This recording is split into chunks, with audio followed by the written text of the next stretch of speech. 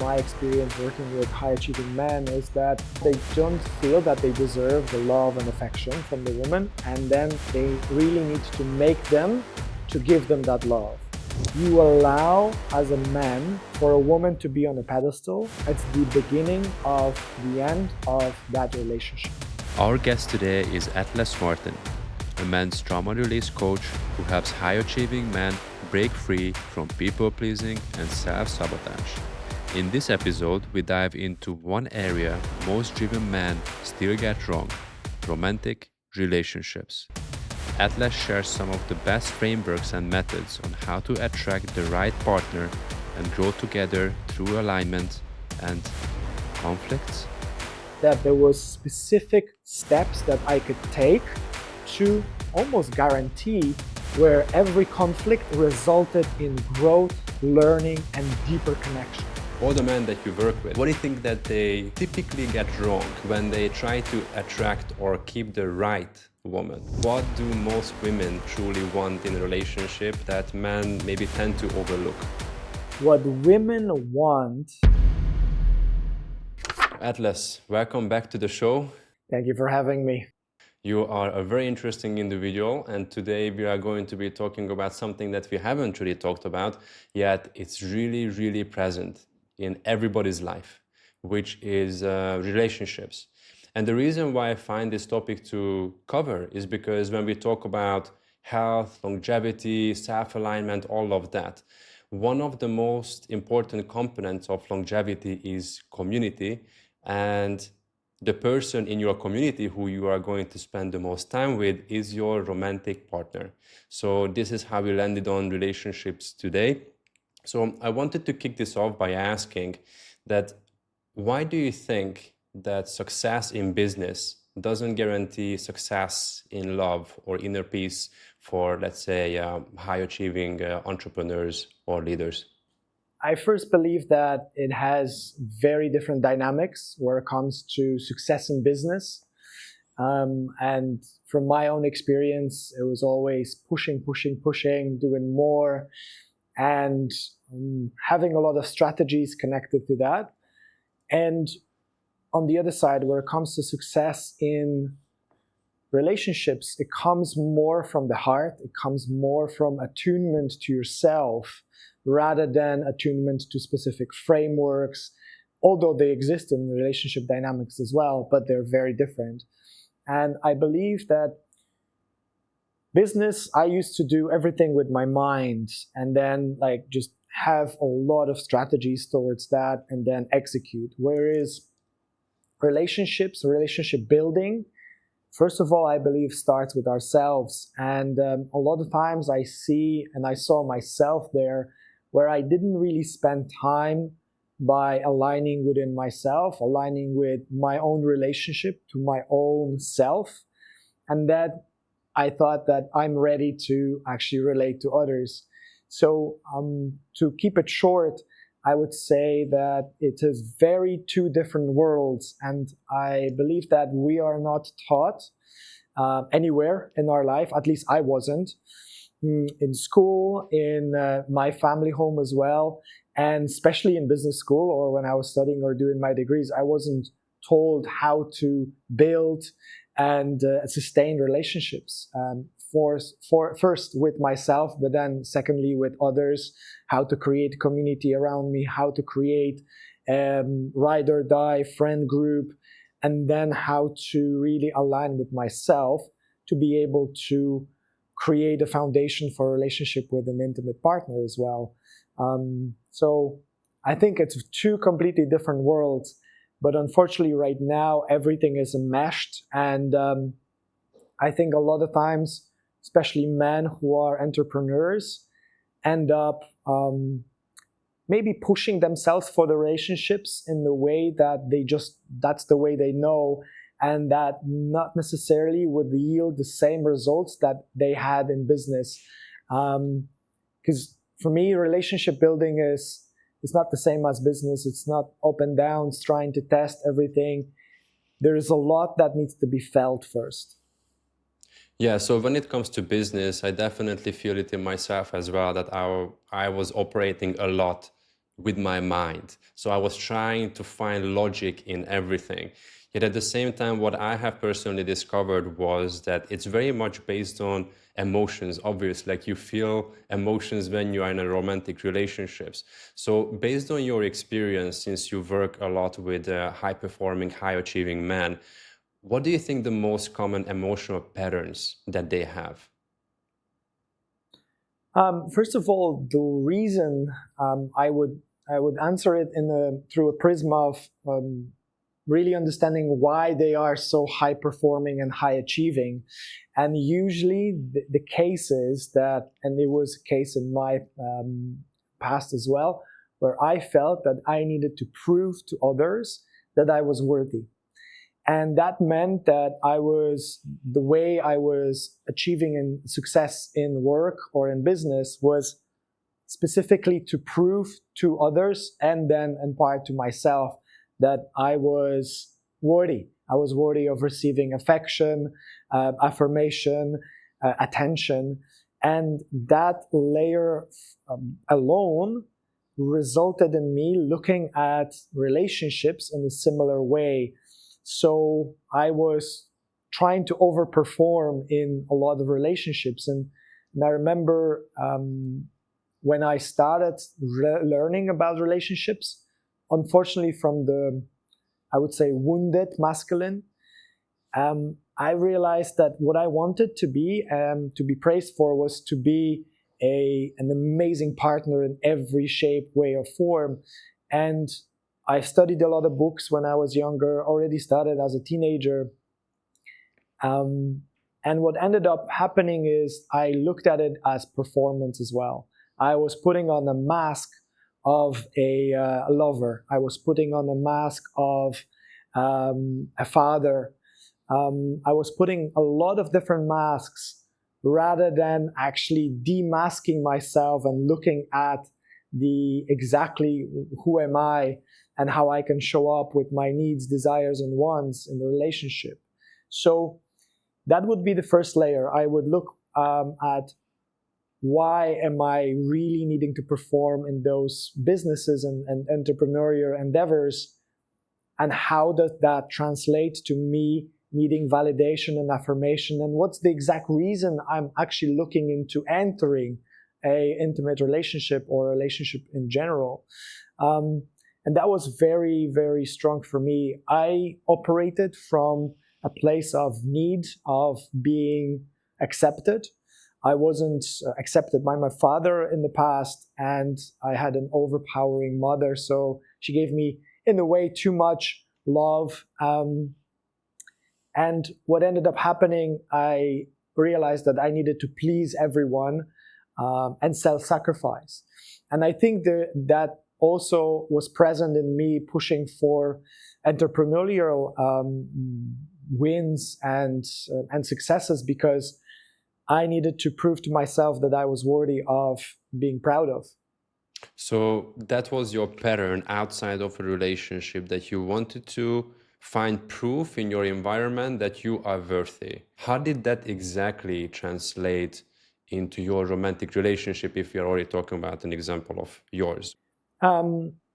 With that mask on, what I was doing was that I was constantly proving and chasing women for that validation without me really knowing why I needed it. So it was almost like trying to run after a bus, but I didn't know where the bus was going. And I remember very vividly when I started dating my later wife then, that I felt that I needed to prove to the world and to her that I deserved to be with her. And that meant I needed to work harder, provide more, but also I was very afraid to really show up with my own needs. And I was compromising on most of the things that I wanted and desired. But the biggest issue, I believe, for me was that I did not believe that I deserved anything good that was happening in my life, and I needed to work hard for it. And to work hard for it, I needed to sacrifice parts of myself to achieve it. That was a very deep program for me. And I strongly believe, with my experience right now, working with a lot of men who achieve great success in business, and then they decide, oh, I want to step into finding a woman for me and settling down. They have the same framework where they need to really sell something or really work hard on by themselves. So then they get that validation, then they got approval, almost like in a way that if you feel like you have a chip on your shoulder and then there's something to prove. But in reality, what I realized that there was nothing to prove except really stepping into my truths and allowing myself to be who I really was. Vulnerability at that time was a very big issue for me. I didn't really know how to open up emotionally as well. I didn't really know how to lead myself emotionally because my parents never taught me that. My father never taught me how to lead as a man because he was lost himself. So there was many different layers. Could you maybe give a couple of examples from other men's life that you have worked with or what you have seen? So when it comes to patterns that I've seen in my experience working with high achieving men is that they, first of all, they don't feel that they deserve the love and affection from the woman, and then they really need to make them to give them that love. It's the same way when they're chasing another client, another potential deal, when they need to prove themselves that they're worthy of that. And where this comes and translates to relationships, what ends up showing up is that, first of all, a lot of high achieving men go for a surface level attraction, and they choose a woman based on a lot of their desires and lust rather than actual compatibility. And what ends up happening is that they choose women that are misaligned to what their life is, first of all, but secondly, they choose from the place of, oh, I need to achieve, in a way like I need to get this woman. And I've done that myself in the past where, like, I would say partially a big part of my self-worth was to having a beautiful wife. And what it ends up happening for these men is that they end up chasing the women that are not necessarily interested in them. And that means they end up chasing. And at some stage, if you throw a lot of resources and money and dates and a lot of things that you would normally not do if you were aligned with yourself, a woman would see you and be like, oh, wow, there's a lot of attention from this guy. Why don't I check out what's happening there? Although I wasn't really interested, but he kind of won me over. When that happens, the dynamic that's created is that in the woman's perspective, she is the one who is in control. She is the one who is in charge. Although the man is providing everything, and then they're throwing all the resources at the woman and availability of, let's say, travel, adventures, all these things. And most women would not say no when they see, okay, this guy is decent.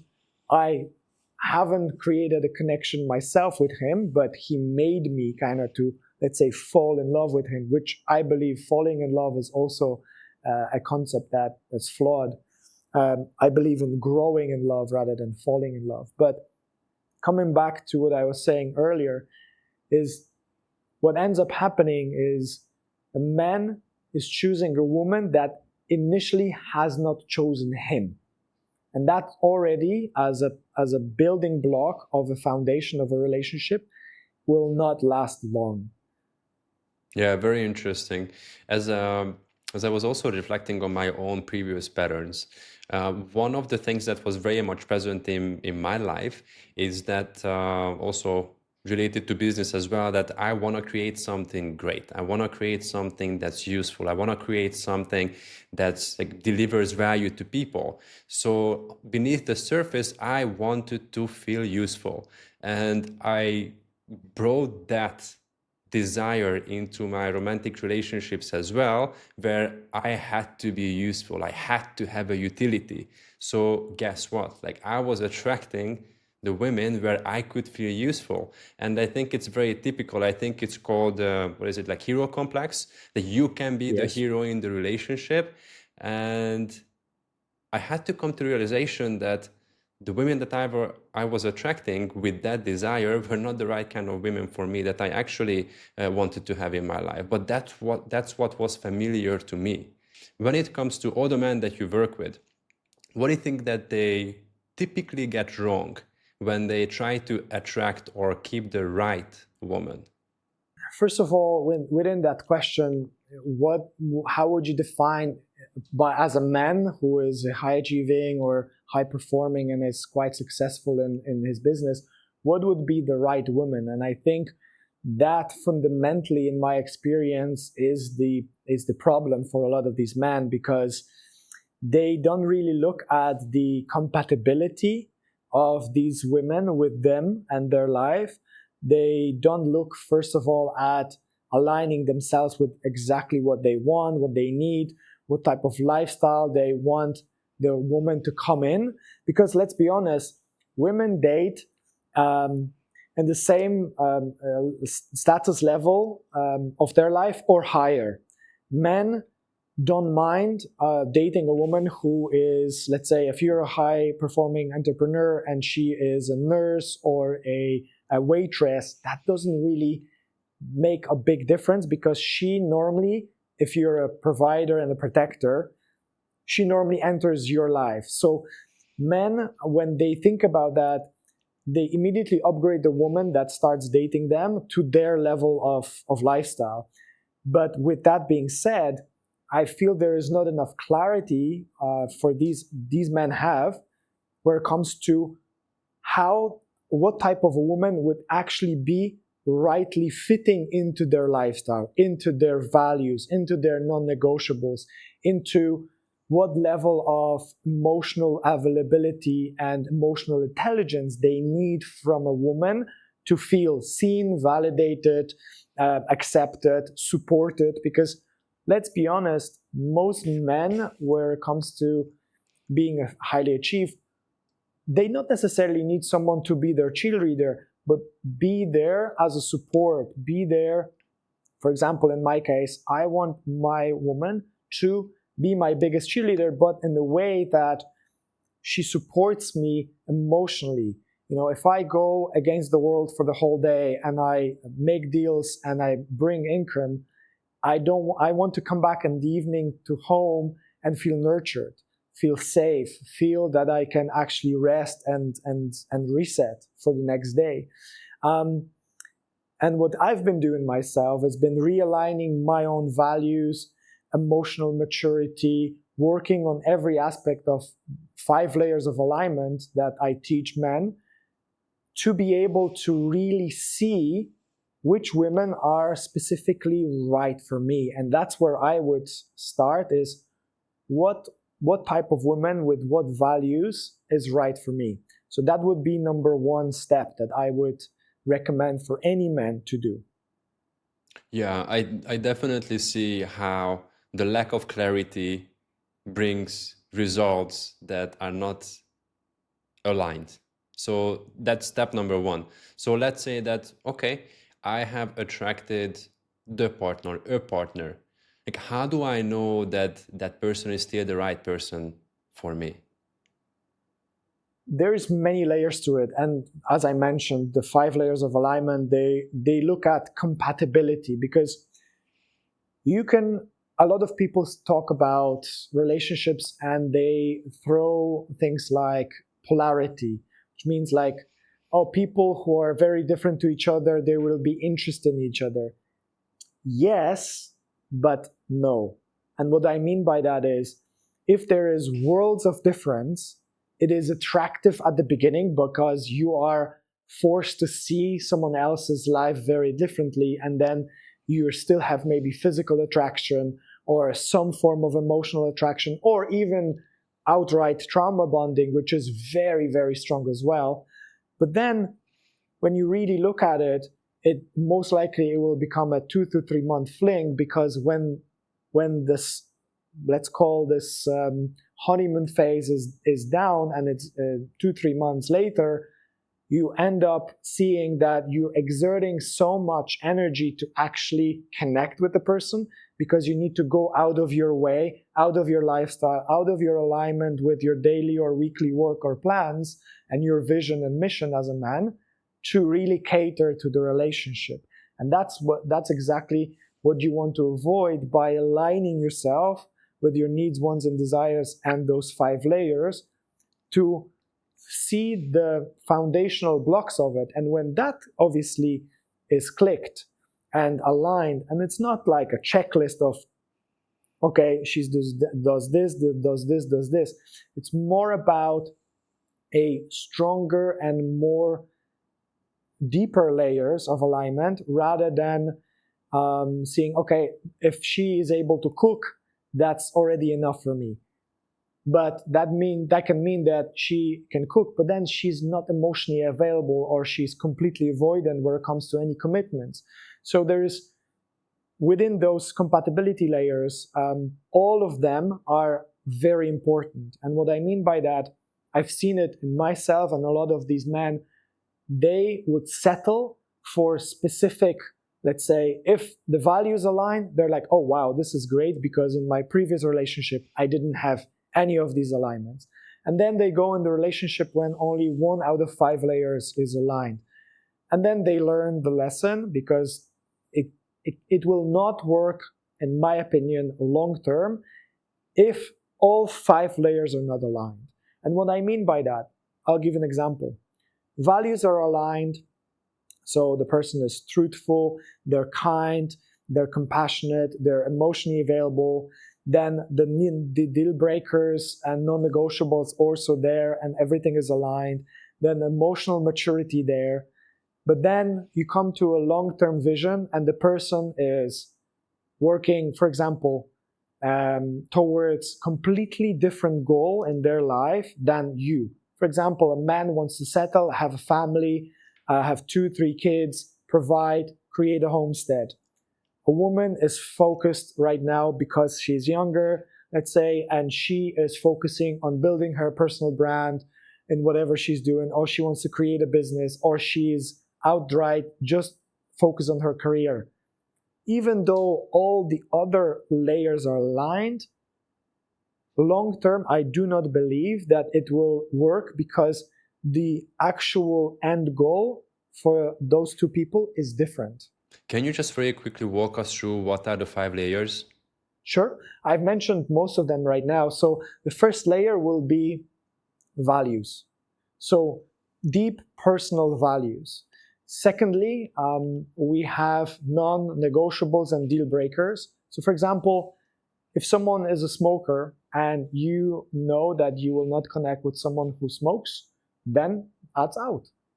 And a lot of times men are compromising on a lot of non-negotiables, and then like, oh yeah, everything else is good, I'll continue, because they believe, if they coming back to what you said, that you end up trying to save the woman or fix her. That's not going to work. And a lot of times they skip some things because they think it will change. It will not change.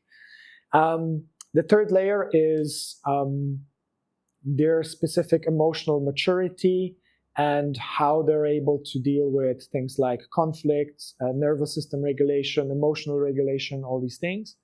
Then their emotional availability. And then we have a fourth layer where it comes to their exact lifestyle. So for example, if you are completely free where it comes to time and resources and money freedom, and you can live anywhere, and then you meet someone who is on holiday here, for example, in Bali, but they normally have a 9-to-5 job in Netherlands, France, or wherever they came from, that's a strong misalignment, because that person doesn't have that lifestyle that you already have. And merging that, if there is no specific already plan in place, for, let's say, for that woman to leave her 9-to-5 job and is working towards being completely, let's say, location independent, that is most likely will be a complete misalignment. And the last one is that I've mentioned is the vision of the life and the purpose of that person's life. So that was the last example I gave you just before you asked, where if someone doesn't want to create a family and is focused on career, and now you want to settle, they will repel that to the point where, and this was exactly the downfall of my relationship, where I aligned with a lot of layers. I have to say, emotional maturity was not well for me, and that was the reason that I couldn't see the alignment and misalignment of my wife at the time as emotionally mature as well, because I was.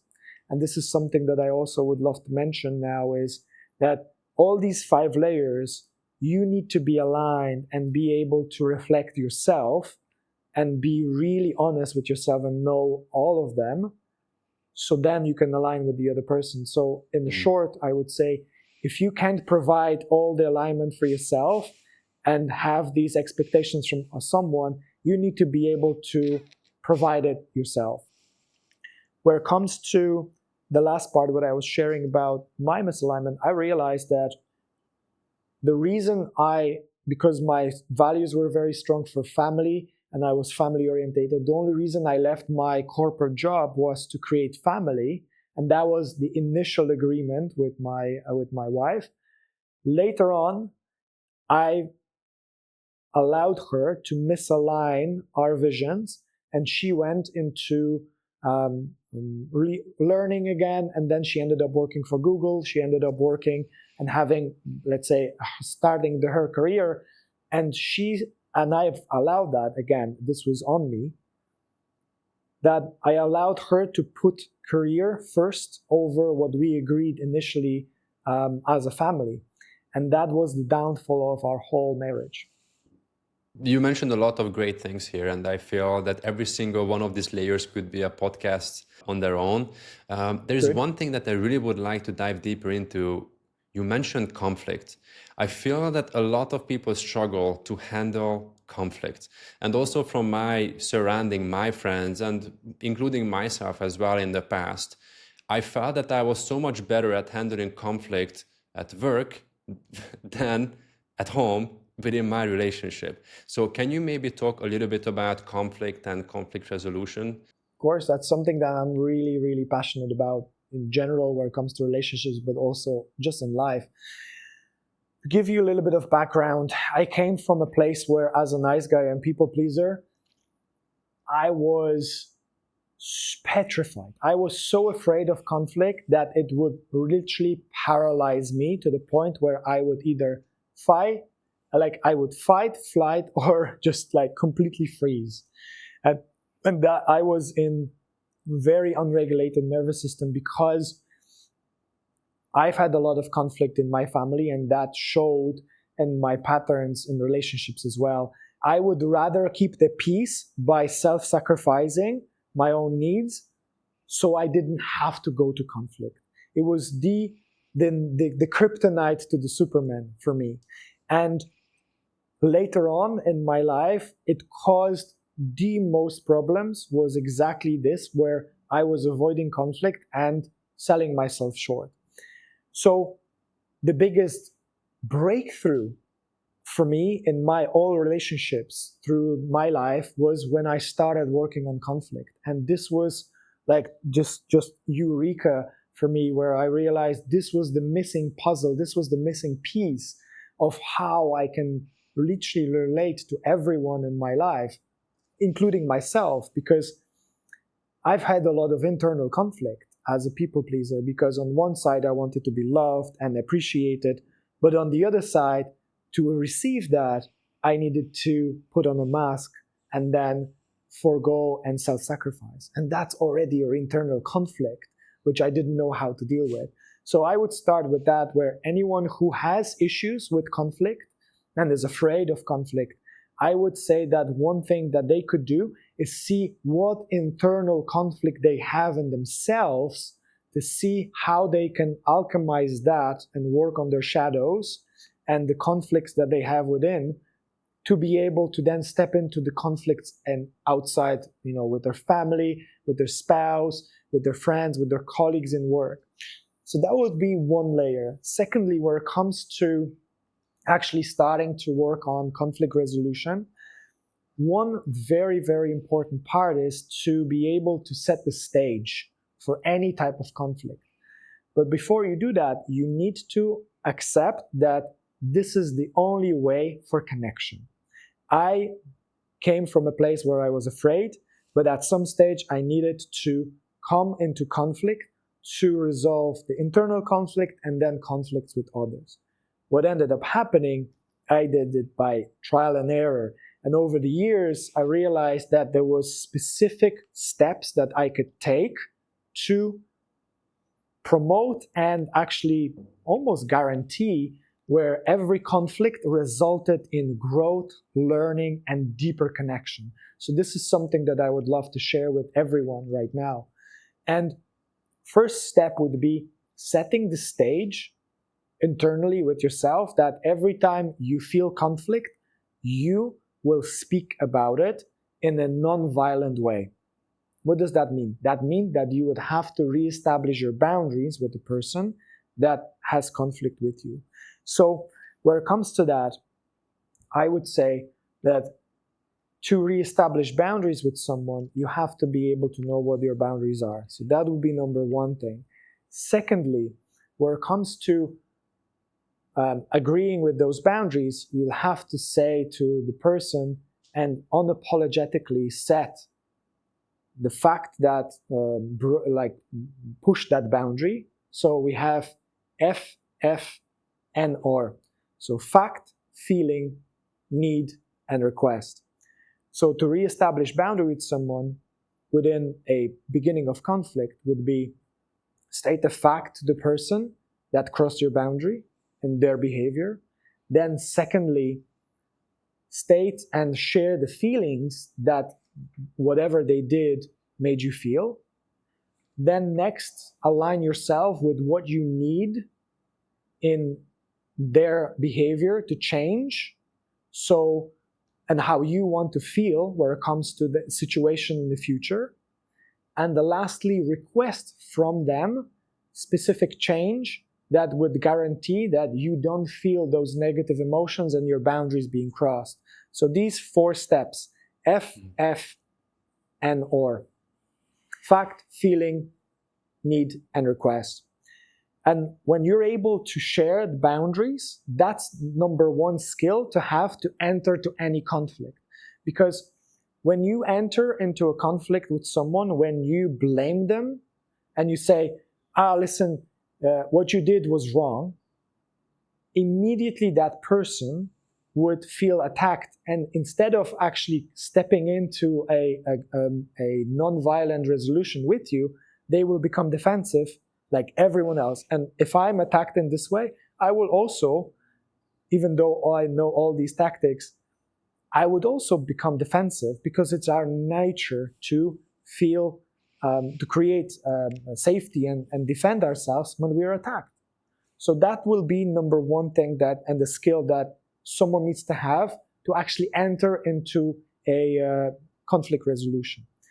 As I mentioned, the overarching theme is win-win situation. You want to create a space and a container where you enter a conflict and say to someone, listen, I'm coming to you with this because I feel something that was not right for me and I will reestablish these boundaries, but also I want you to know that I'm coming here to this space and to create it with you so we can learn, we can resolve this, and we're both happy how we can move forward.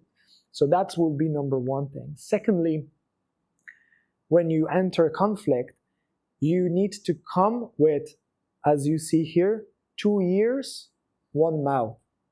That means we listen first and then we respond. And we respond, but firstly, by reiterating to the person what we have heard from them. And this was one of the things that I, time and time when I was learning these structures, I did it wrong.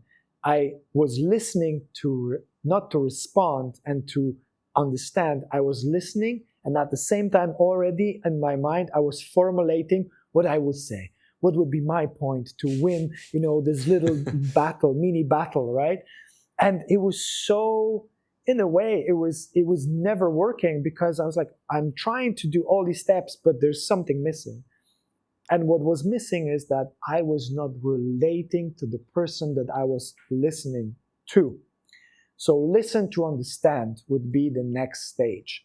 And this works beautifully in every part of our life. This could work with your business, with your spouses, with your friends, with your family. And all it is to relate to the person what they just said, but paraphrased through your prism, through your years. And a lot of times I realized, after trying to reiterate to the person what they just shared with me, that I was completely mishearing everything what they said. And I would share, and they're like, no, that's completely not what I meant. And that was a big realization for me. So that will be something to really practice and relate to the other person. And only move on to the next step when they agree with you and they see and they say, yeah, this is exactly what I meant. We can move on. So that's another part. When you then share, you can share through the same method that I just shared. So fact, feeling, need, and request. And when it comes to that conflict, then within that mutual sharing and listening and responding, what will end up happening, you will level the playing field. Because most conflicts do not get resolved because this alignment is not done.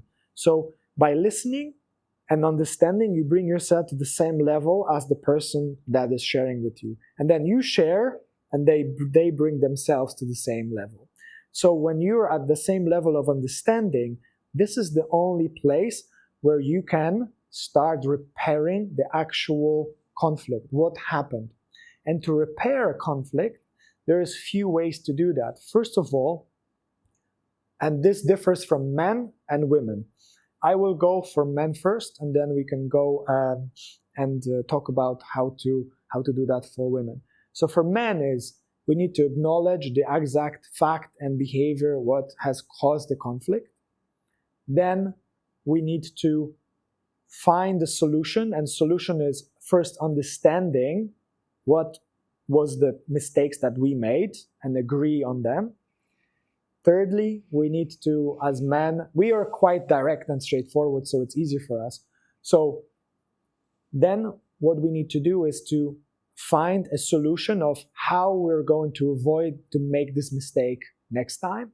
And then we apologize, and then we ask for, usually for men, when we apologize, usually based on those, if it's followed, those steps, it's an immediate forgiveness. It's like, listen, I understand that you went through this, you understand your mistake, you know how to avoid it the next time. That's usually enough for men to forgive. It differs where it comes to women. It's a little bit more complicated. And the reason it's more complicated is that we need to validate emotions where it comes to women at every stage of what I just shared. So when there's initial conflict, there's already amount of emotions that a woman would have with you, and vice versa as well. Conflicts with women create more emotions.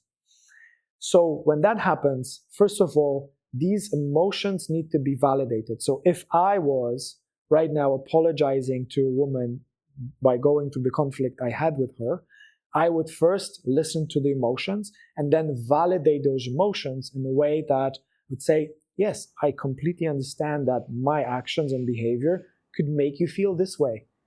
I didn't realize it would make you feel this way, but I hear you, and I completely understand that this is your reality. So that one step is very important. And I see a lot of men trying to resolve conflict with women with skipping that step and then moving on to the solution. And that's our default, right? We are builders, we are solution orientated. And I feel that's one of the biggest mistakes that men make in any type of conflict with women. And me included, I've done that mistake many times.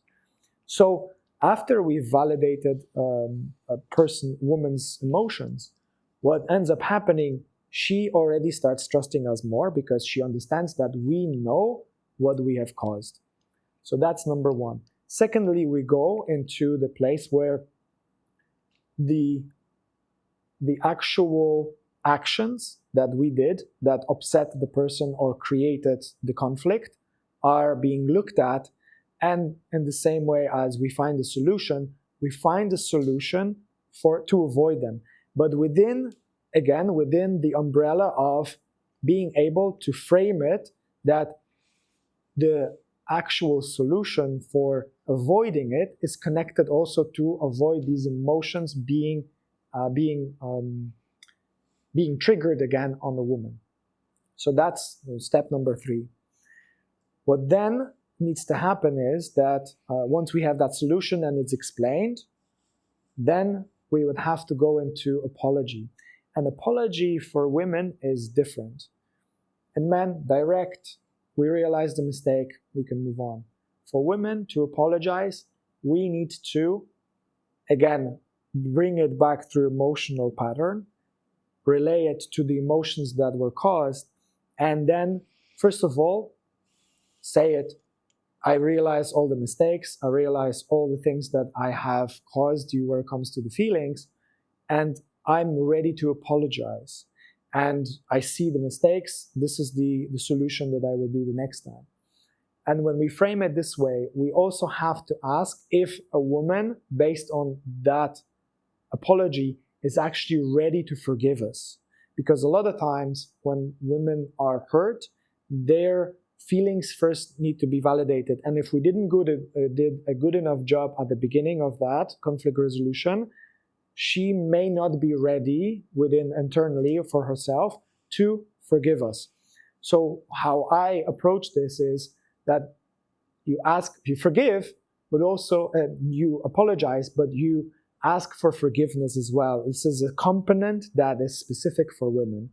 And when we ask for forgiveness can be given immediately based on the quality of the apology and a resolution of that conflict, or a woman can say, actually, I don't feel I am able to forgive you now. I still need to feel into it or sleep on it. The best way you can lead this conflict resolution then for that woman is to say, okay, that's no problem. I understand that. I would like you to tell me how much time you need. Is it today afternoon if you had a conversation in the morning? Is it the next morning? The maximum you can give to the person is 48 hours. And there is a reason for that. At any conflict, you will be able to see as well on their other side if they're able to regulate their emotions and their nervous system. If at any stage of that conflict, the person becomes so unregulated that they need a week, that's already something that I would look into deeply, because for most adults that are emotionally regulated, it will not take more than 48 hours. I would even say 24 hours is plenty of time. So that will be something that you can lead, because this whole process is led by you. And not only in when you need to apologize, but also you can lead this for a woman or a man when you want to be apologized to. So then we have this last step. And then when the forgiveness is given, then you agree on the next steps, how you will learn from this and be able to avoid this conflict in the future. And that's basically it. I think this is an amazing breakdown. And the first time I heard about these steps was actually from you, like a while ago. And of course, I'm also human. I also make mistakes, and I also, like made mistakes with my partner, with friends who are women. And I definitely feel that this approach works way better than the dude method, where like, hey, like, sorry, I messed up, like, my apologies, and like, I'm going to make sure it's not going to happen. It's just like, it doesn't work that way, right? So I think this is an amazing blueprint to follow. What came to mind is something that I experienced myself as well, and many of my friends experienced as well in the past. So I'm just referencing some conversations that I had with my friends when they had a conflict with their partner. And it sounds like this: man, I have no freaking idea what she wants. I don't know what she means, what she's saying doesn't make any sense. So I think it kind of like raises the question: what do most women truly want in a relationship that men maybe tend to overlook? That's a great question. I think it's if we started with that, we will lead next 2 hours. To keep it short, what women want from men across the board is to feel safe. That's number one. Because when they feel safe, then everything else in their life will be stable. The next thing, and to feel safe for women, they need to feel understood. What does that mean? This ties closely to what I said at the beginning of we need to listen, and then listen to understand, and then respond. And this ties very closely to men to be able to actually step into a place where they listen to their emotions, they listen to their emotional responses without being triggered, without being basically thrown out of their balance. When a man is grounded in his own worth, in his own masculinity, knowing exactly what he stands for, there is very little chance that any type of woman, the most beautiful woman in the world, would be able to throw him out of his ground and out of his balance. But when that happens, it is very hard to listen to a woman when you feel internally triggered. So one of the most important things that men can do for women is to work on their own emotional maturity and their emotional regulation. That would be the number one skill, I would say, bar conflict resolution, that you can work and hone internally. So coming back to wrap up this short answer is that when a woman knows that she can share safely, so what does that mean safely? She will not be manipulated, she will not be gaslighted, her emotions will be validated, her needs will be validated, that she will not be made fun of, that she will not be belittled. It creates a frame for her that no matter what she comes up with, she will be listened to and in safety, in emotional safety. So that will be number one thing that women want from men. Emotional safety, number one. Yeah. Next thing is actual physical safety. And the physical safety can come from being a man who is able to protect her. And physically, that can come from you being capable, being competent in your strength, like actually feeling where you can take on a man or two to protect her. Like she needs to feel that really on the actual body level, that if something happened and she was, let's say, disrespected in front of a club or a restaurant or whatever happened, you have a capacity as a man to fight for her, to protect her. If a woman is emotionally secure with you but physically not, it will not align with her. So these two components are the foundation.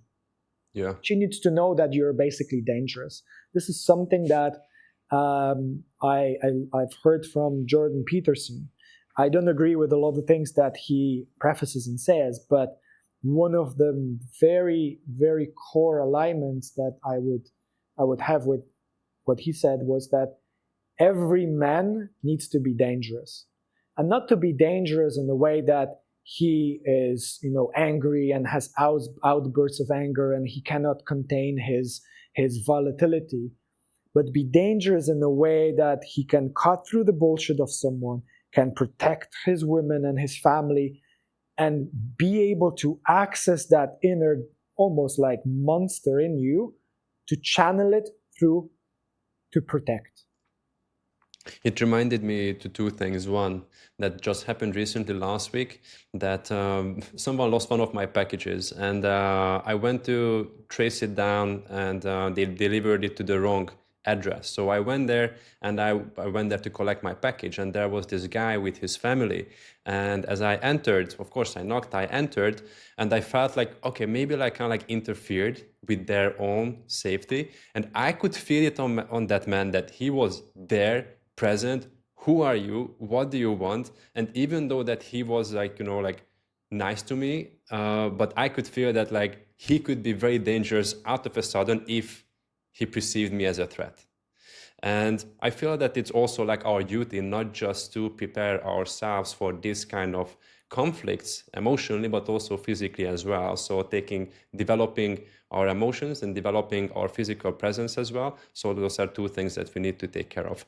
And other analogy that I thought about or I heard about was that I imagine that my partner wants to trust me blindly through life, meaning that if she closes her eyes and she holds my hands, and then she trusts that wherever I'm going to lead her, she is going to be safe, she is going to be taken care of, and she doesn't have to worry about a thing. And I felt like, that resonated with me so much, because then I need to become that man who can actually provide that. So I also need to lead. I need to lead in the relationship, not just maybe like physically, but also like emotionally. I think there was quite a few things that you mentioned, like what a man needs to provide for a woman. So I also seen it before that some men who are trying to avoid conflict, they put the woman first and themselves second in many cases for various reasons. And what ends up happening is that he loses himself in the relationship. So what would be your advice to men how not to lose themselves in the relationship? Yeah, another great question, Adam. Thank you for that. From my own experience, as I mentioned, people-pleasing behavior running for many years until I was 31, I was coming to every relationship from a place of lack, from a place of I needed to fill a void in my life, so a woman would be able to fill that gap and create that acceptance for me, so I felt worthy, which inevitably ends up as a man putting the woman on the pedestal, which means that everything that she does, you look up to, rather than look parallel, like look at her at the same level that you are peers. And the moment that happens, the moment that you allow as a man for a woman to be on a pedestal, it's the beginning of the end of that relationship. And if that dynamic doesn't change quickly, that woman inevitably will start leading the relationship. How to avoid that is to create a masculine presence for yourself. I mentioned this before. Be grounded with yourself. Spend time alone so you know exactly what your core is built of. Secondly, be in a brotherhood with men. Create a very strong foundation for your own emotional safety and have a very strong support system as a man. This is something that I've also been very passionate about and been doing that for many years now. And where it comes to that, you will realize that you can see a woman as a equal. emotionally, in many different layers of your relationship, but there needs to be specific roles in the relationship that are dealt with from the outset. The setup and the foundation of the relationship needs to be spoken outright at the beginning. I'm the man here, I'm the head of the household, of the family, and these are the roles I will fulfill. I will save, I will protect, I will provide, I will lead our family, the relationship, I will lead the generations after, and I will lead the community that we build, and I will lead the vision and the mission of my life. And you will be next to me, with me, supporting me. If that's the frame, then this is the frame of my life right now for many years.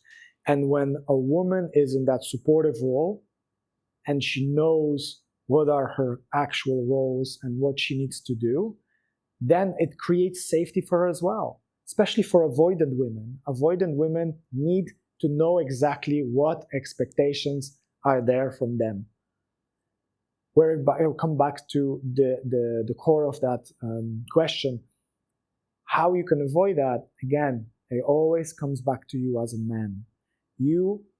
If you feel and you have the tendency to put women on the pedestal, you need to look deeply within yourself to see what is that serving and what shadow is there not being seen, that you need someone to be actually over you, specifically a woman. Because what ends up happening if you put a woman on the pedestal is that inevitably at some stage she will start leading the relationship. You will give her the ability to choose the things. And I'll give you small examples. When I was a nice guy, at the beginning I led few dates, and then I was like, okay, we'll go on a date. You can choose the restaurant we will eat. Or, for example, oh yeah, she says, oh, let's go on holiday. Yeah, sure, no problem, babe. I'm busy with work, because that's what I was busy with, 80 hours a week. You can choose where we go. You can choose what we do. I'll follow.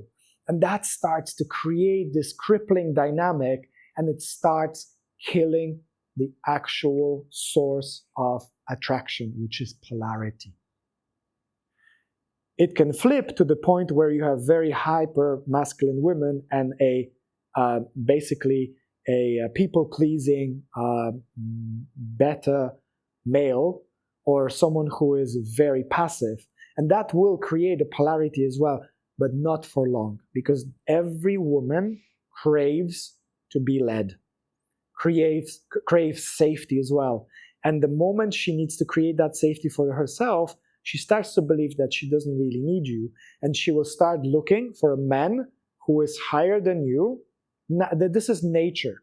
This has nothing to do with emotions and love. Slowly starts creeping in where her emotional needs are not met by a man who is passive. And what ends up happening, she will naturally start to look up to the men who are able, or she thinks are able, to provide that emotional and internal safety. And that was same thing happening for me. I was giving away so much power that it ended up me losing. She lost respect to me. I lost respect to myself. And that was the downfall of our marriage as well. I can already see that this question is coming, and I received it myself before as well. Mainly it's coming from very successful, established women when they say that, oh, like, you cannot handle a strong, independent woman. Like, are you afraid to be in a relationship with a strong, independent woman? Like, what's your response to that? Like, why do you think that that's not how the ideal setup should look like? Because essentially, like, that's what you are saying. The moment the power dynamic changes, when the woman is in the leader seat, then the polarity is not going to be a healthy one, and the relationship is not going to last long.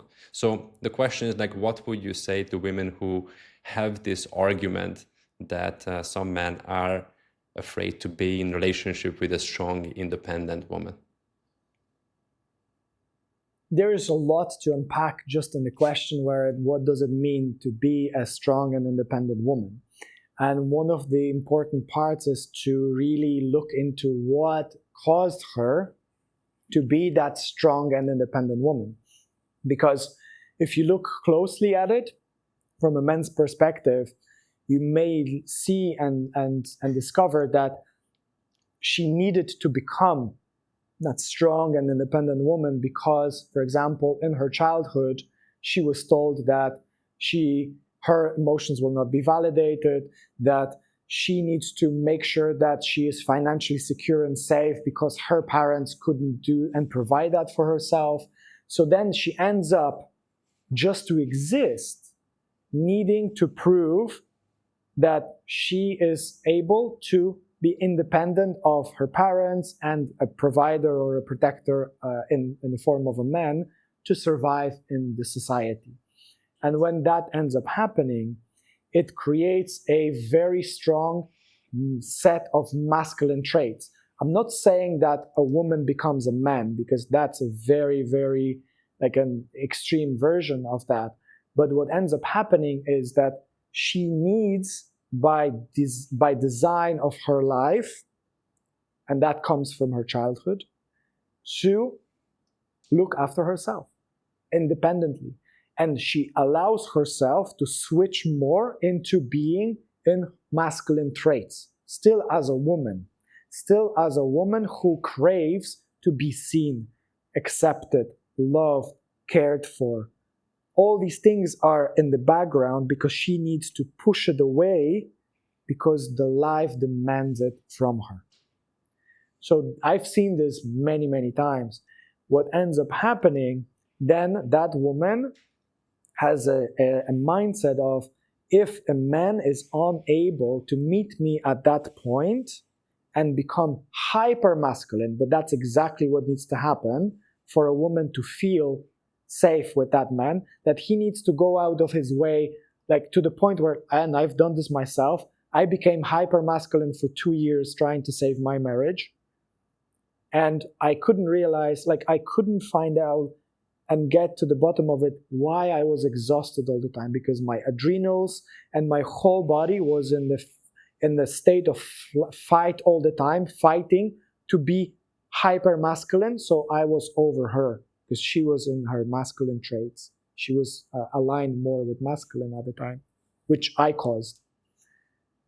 So to come back to the question, when that happens, first, the part of that needs to realign with the woman is, why do I really need a man?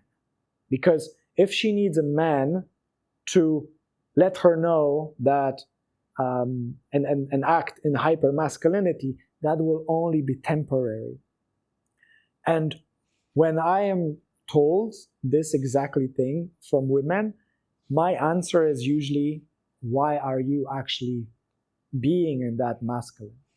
And that leads to a lot of reflection on what caused them to really need to fight for the space in society, for that independence.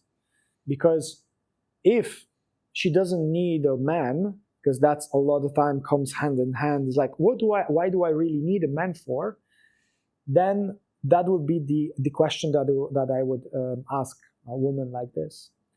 And what ends up happening at the end of this conversation is that they realize that their core beliefs have been overridden by societal needs for survival. My next question is related to what you were sharing about your experiences, that in your previous relationship or marriage, the power dynamics were kind of like the other way around. And then when you realized that, you tried to step into an identity that was not necessarily you, right? So like, what would you recommend to couples that may find themselves in a situation like that, where this masculine feminine dynamic is not on balance, but they are already in the relationship? So what should be the next thing that they should consider? Beautiful question. And that's something that I ask myself when my marriage was ending. It takes two to tango.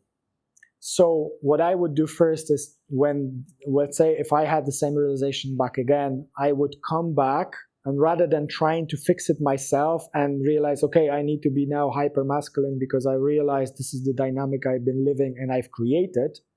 But I wasn't, first of all, taking full responsibility in my marriage for the mistake I made, because it was a long mistake and it meant that I had to go through so much trauma, unwinding, that I just took up on myself, which I shouldn't have. I shouldn't have immediately come to my woman at the time and say, listen, this is what I've realized, where I have given you so much power and you lost so much respect towards me. And this is the dynamic that we live right now. It may be that because one of the first symptoms that will happen is that your sexual tension will go down. That means the amount of sex and intimacy goes down. That means that the connection goes down, and you end up basically living with a housemate or a business partner if you have any projects together. And that was my experience as well. So that's a very, very strong indication of that exact dynamic. What ended up happening for me, I took it upon myself because I was a lone wolf at the time. So then I needed to fix it. I needed to take full responsibility for it. And I burned myself out of being in hypermasculine. What I would suggest now is to come back, level up with the partner and say, this is what I've realized. And I believe we need a help from the outside to start reestablishing the dynamic in our relationship, because there is three parts to it. One is men, who is a people pleaser, who is passive, a woman who naturally wants to be, let's say, looked after and in a way surrender, but she can't because she doesn't feel safe with that man. So then she goes into masculine traits. And then the relationship that is the result of this dynamic. And that relationship, then all these three parts need to be looked at separately by someone who can help with this. So there are relationship coaches, there are psychoanalysts who can help with this. So I would definitely go into some form of marital therapy that can address this specific dynamic.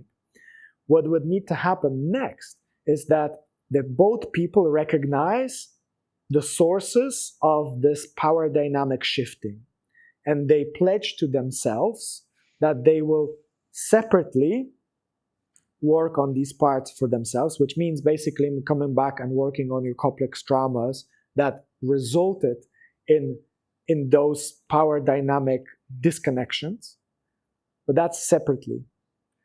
Secondly, coming together with a third party to work on re-establishing the core competence, core emotional regulation and dynamic of the relationship, while the single work and a separate work is being done. So this is like a triangle I've painted for you right now, but it requires taking accountability and responsibility separately and together for the relationship.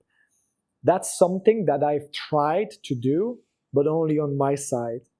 I wasn't able to bring my wife at the time to understanding of why this was happening, because what ended up happening for her, unfortunately, when she was conflicted or shown what needed to be done on her personal side, it was too overwhelming for her, and it was basically she tapped out from that part.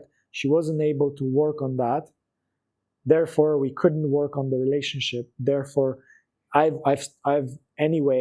took responsibility for my own, and I wanted to take responsibility for my part in the relationship. But again, as I said at the beginning, it takes two to tango. And that inevitably, after two failed attempts, ended up with us parting ways, realizing that we won't be able to do that together. To couples that are there already and they have a strong thread of understanding and the communication is good, and that will be something very important. Communication is key in all of this that I shared today. Then, communicate vulnerably of what's happening, what is your reality, listen to what is her reality and vice versa, and then understand where you stand for exactly and start from there. One of the amazing resources that I could also share here is something that was so important when I learned about it, was attachment styles. And this comes from the beginning of every relationship, is to be able to know what sort of attachment style you have as a person based on your upbringing. And you can make tests. There's attachmentproject.org, which is an amazing resource. You can do a quiz and a test, and then it gives you an exact breakdown of what type of attachment style you have. And that gives you a very good understanding of what you can work on to really come to secure. Because there's few attachment styles. So the main ones is anxious and avoidant. And the one that you want to strive for is secure, which means you don't need all constant validation as an anxious person, because you give your all love and validation is outside of you. On the other side, with avoidant person, all her validation and her love is given by her. This is exactly correlated to the person and the makeup of a woman that you mentioned earlier, that she is the independent woman. This is usually this is created by avoidant attachment style. What ends up happening, that person is unable to give any safety within herself and relationship outside of herself, because there's too much fear, because she's been hurt before.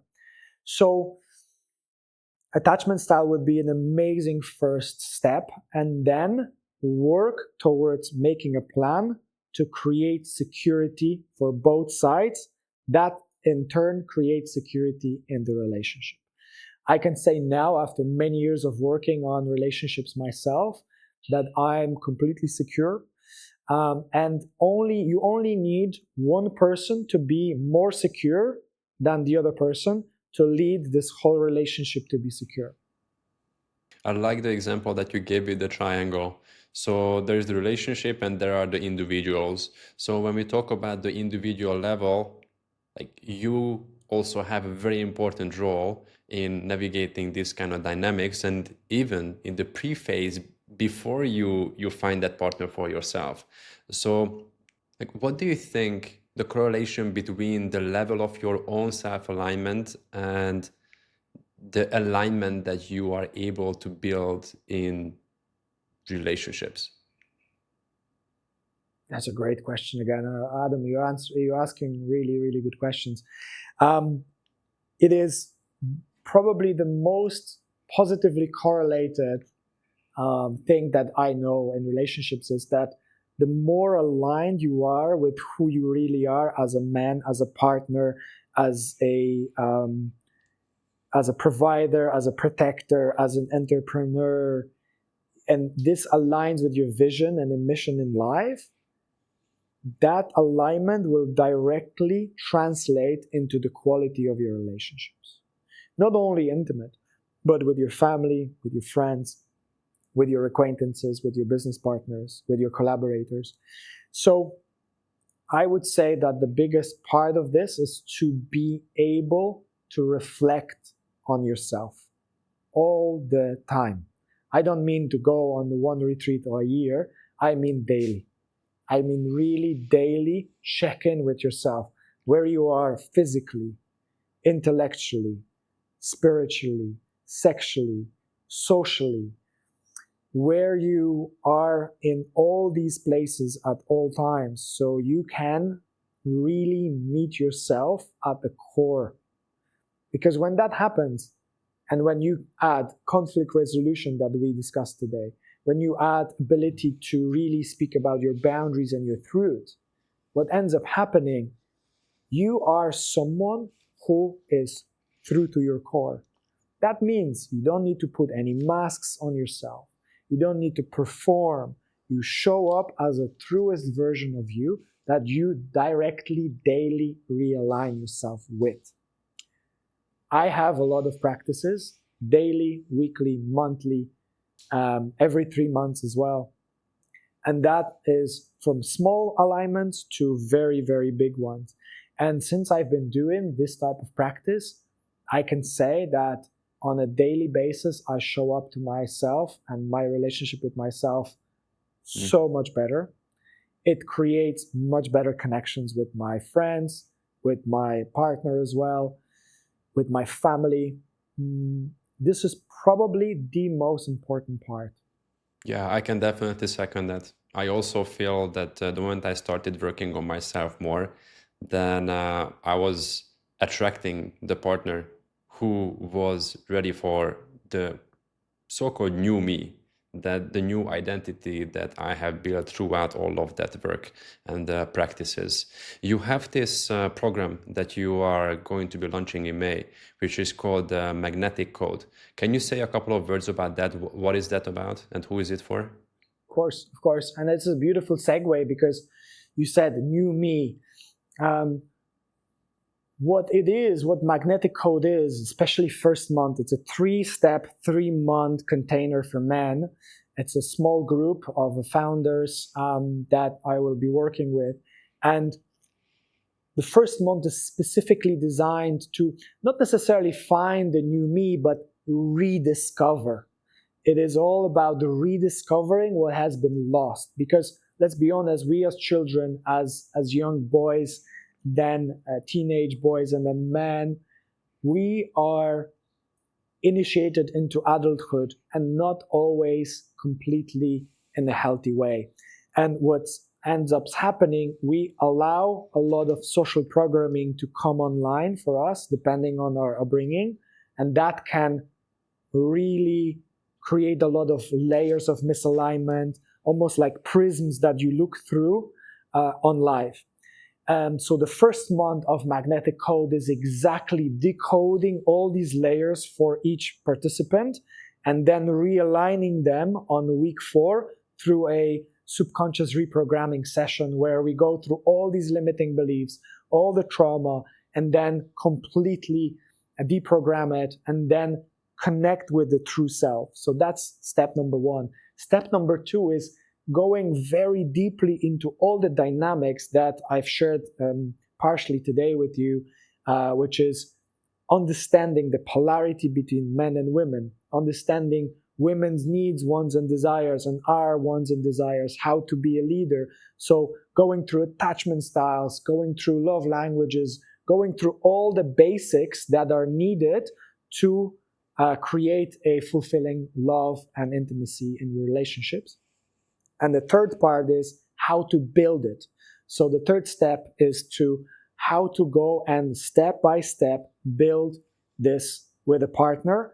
But first, how to be aligned with yourself. And this is something that we already discussed today. One of the master classes is very closely correlated to the 5 layers of alignment, where you need to know who you're looking for, why you're looking for that person, and why you believe that this is the right person for you. So this is a big part of it. And navigating modern dating, the way that it's changed for, so let's be honest, like a lot of traditionally valued men finding it very hard in today's society to date because of the dynamics that are present right now. You know, social media has created so many crippling dynamics for women and the way they look at the world that it is very hard to combine with traditional values. So being able in that third month to really sort through all the bullshit that's out there and really look at the sources where these women that you would align with actually are. So that's the third step and the third month. And then with every single month at the end, we would do subconscious reprogramming. So this is not a pickup boot camp. This is not to learn how to get women. It's to how to become the man that's fully confident in his core, is fully aligned with his mission and vision in life, is fully accepting himself, and with that confidence from 1-1, moving into even more competence in building a foundation for a strong relationship and unapologetically leading a woman into that. So that's in a nutshell what it is.